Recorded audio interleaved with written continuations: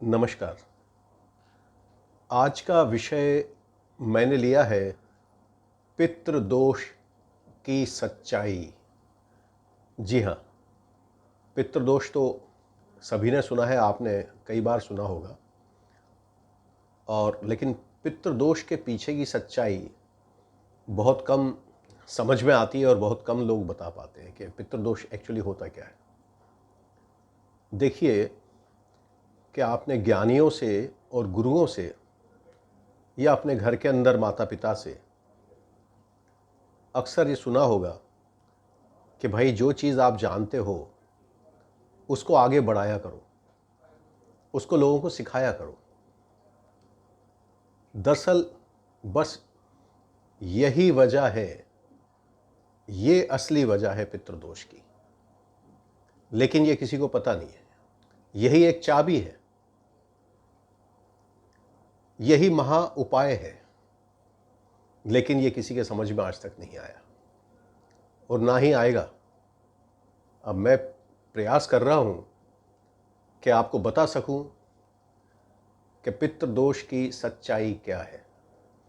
कभी कभी कुछ इशारों में बहुत सारे उपाय छुपे होते हैं, लेकिन हम उसको बड़ा सरल और छोटा समझ के भूल जाते हैं और उस पर हमारा ध्यान नहीं होता। लेकिन वो छोटी सी जो बात होती है, जो छोटी सी सीख होती है, जो हमारे बुजुर्ग हमसे कहते हैं या हमारे गुरु कहते हैं या कोई आदर्श पुरुष आपको समझाता है, तब समझ में नहीं आती। लेकिन होता वही है, आप घूम फिर के वहीं आते हैं। वही उपाय आपको करना होता है, वही कर्म आपको करना होता है। जैसे मैंने आपसे कहा कि महा उपाय है ये कि आपको जो आता है उसको आगे बढ़ाइए, दूसरों को दीजिए। हाँ, आप उसका चार्ज कर सकते हैं, उसके बदले में जो आपकी धन की अपेक्षा है, आप धन लेके भी दे सकते हैं या आप बिना धन के भी दे सकते हैं, यह आपकी मर्जी है, लेकिन दीजिए ज़रूर। अब पितृदोष के पीछे की कहानी मैं आपको बताने जा रहा हूं, बहुत ही ध्यान से और बहुत ही कान खोलकर सुनिए। पितृदोष अक्सर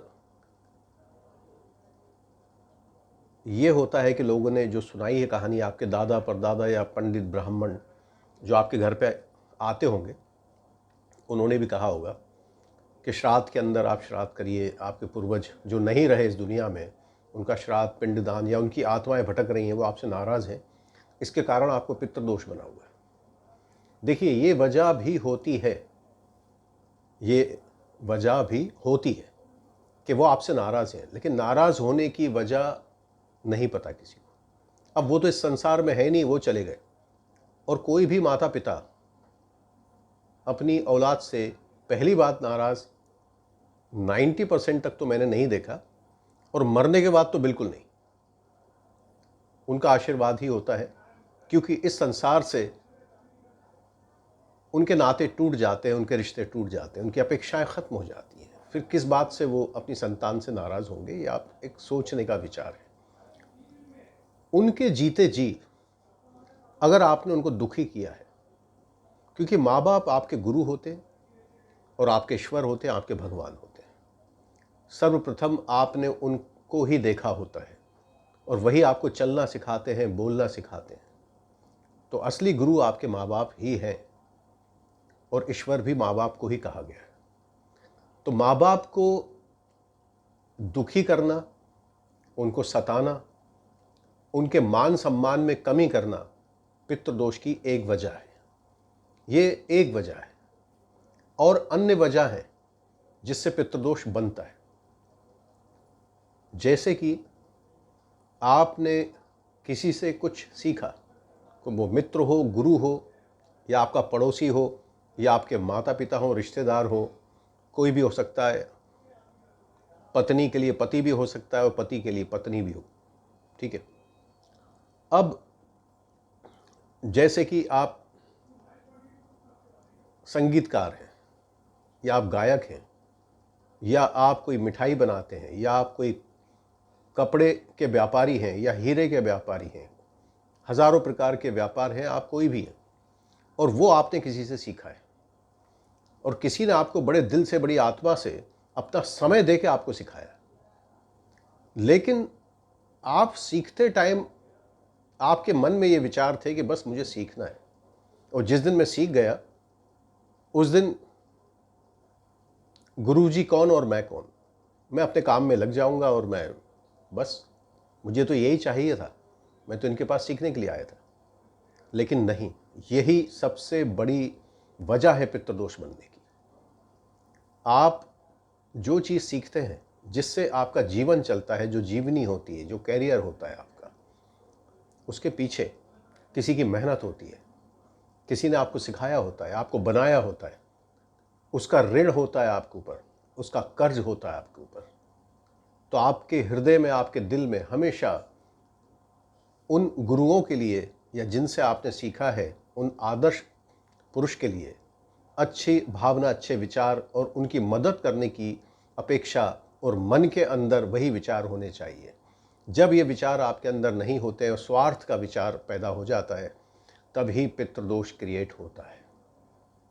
और जब व्यक्ति, जिसको सेल्फिश कहते हैं, कि अगर कोई व्यक्ति सेल्फिश रहा है पूर्व जन्म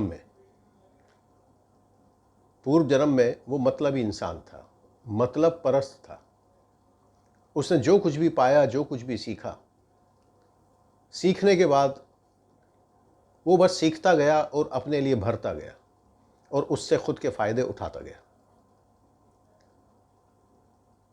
अगर वो उन व्यक्तियों के प्रति, उन गुरुओं के प्रति श्रद्धा रखता, भावना रखता और बदले में कुछ देने की अपेक्षा रखता, तो कभी भी जीवन में पितृदोष नहीं लगेगा। अब पितृदोष लग ही गया तो क्या करें? जब पितृदोष लग गया तो गायत्री पितृदोष की पूजा को सर्वश्रेष्ठ बताया गया है। पितृदोष का निवारण है वो। गायत्री मंत्र, 1.25 लाख गायत्री मंत्र ब्राह्मणों द्वारा आप करवाएं विधिपूर्ण तरीके से। ब्राह्मण भोजन, ब्राह्मण वस्त्रदान, उनकी दक्षिणा और 1.25 लाख गायत्री मंत्र। और जब 1.25 लाख गायत्री मंत्र पूरे हो जाते हैं तो उसका 10वां हिस्सा, 1.25 लाख का 10वां हिस्से से हवन, ब्राह्मण को कहें कि इसका दशांश का हवन कर दीजिए। तो दशांश हवन 1.25 लाख गायत्री मंत्र का आप करें। गाय को और पक्षियों को, जानवरों को भोजन करवाएं, भूखों को खिलाएं, ब्राह्मणों की सेवा करें।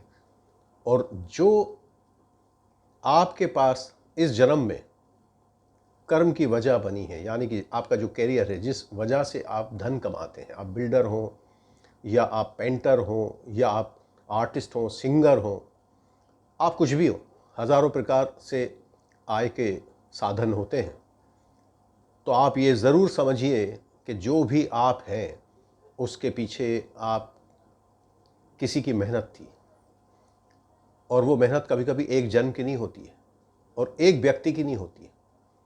आप खुद सोचिए कि आपके कितने स्कूल बदलते हैं, बचपन से लेके और ग्रेजुएशन तक आप कितनी शिक्षा लेते हैं, कितने गुरु आपके बदलते हैं, कितने स्कूल, कितने कॉलेज आपके बदलते हैं। वो सारे आपके गुरु होते हैं, सारे वो मित्र होते हैं। जब आप फंस जाते हैं उन्हें आप फ़ोन करते हैं, कॉल करते हैं, अपनी दुविधा बताते हैं, अपनी परेशानी बताते हैं।